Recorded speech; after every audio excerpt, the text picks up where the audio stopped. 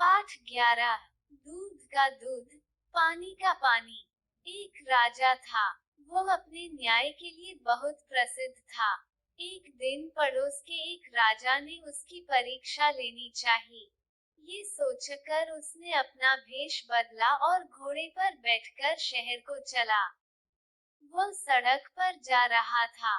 रास्ते में उसे एक ठग मिला जिसने घुड़सवार राजा से विनती की कि वो उसे घोड़े पर बिठाकर बाजार तक ले चले।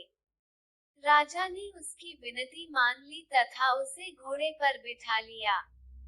रास्ते में जब राजा पानी पीने के लिए घोड़े से उतरा तो वह ठग घोड़ा लेकर भागने लगा। राजा ने शोर मचा दिया। लोगों ने घोड़े को रोक लिया। ठग ने झगड़ा कर दिया। वो कहता था कि घोड़ा मेरा है। राजा कहता था कि घोड़ा मेरा है। दोनों को न्याय के लिए राज दरबार में ले जाया गया, जहां दो मुकदमे और चल रहे थे, जिन्हें राजा सुन रहा था। एक तो लेखक तथा किसान के बीच नौकर के बारे में था।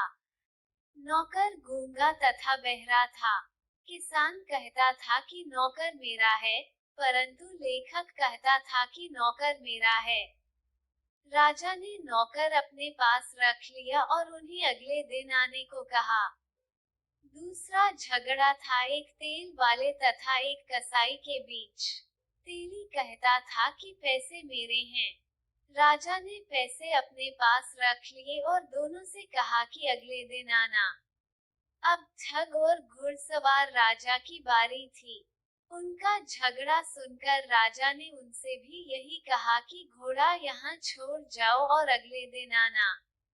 अगले दिन जब दरबार लगा तो राजा ने पहले मुकदमे का फैसला सुनाया और अपने सिपाही से कहा कि यह नौकर लेखक का है, उसे सौंप दो।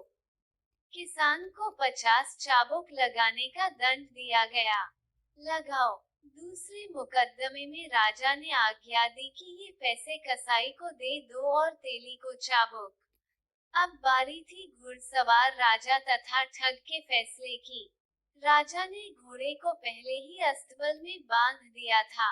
उसने पहले घुड़सवार राजा को बुलाया और उसे अस्तबल में ले जाकर कहा कि अपने घोड़े को पहचानो।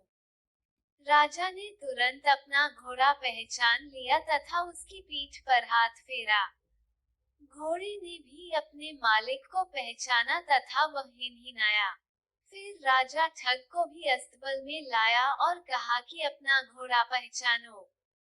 ठग ने घोड़ा तो पहचान लिया, परंतु घोड़े ने ठग को नहीं पहचाना। राजा ने अपना फैसला ठग के विरुद्ध सुनाया और उसे दंड दिया।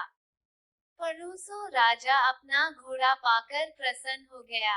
अब उसने अपना नकली भेष उतार दिया। वह राजा की बुद्धिमानी पर बहुत खुश हुआ। राजा ने पड़ोसी राजा का आदर सत्कार किया। जब दरबार समाप्त हुआ तो पड़ोसी राजा ने पूछा, आपने किस प्रकार फैसले सुनाए? तब राजा ने कहा कि नौकर से मैंने पहले किसान के काम करवाए जिन्हें वह न कर सका, फिर मैंने लेखक के काम करवाए, जैसे स्याही की दवात मांगी तो उसने बड़ी फुर्ती के साथ स्याही की दवात लाकर दी। इससे मैंने अपना फैसला सुनाया।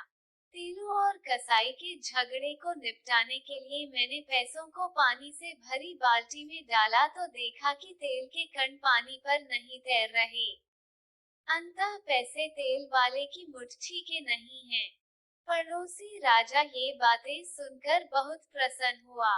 उसने भी बुद्धि से न्याय करने का संकल्प कर लिया।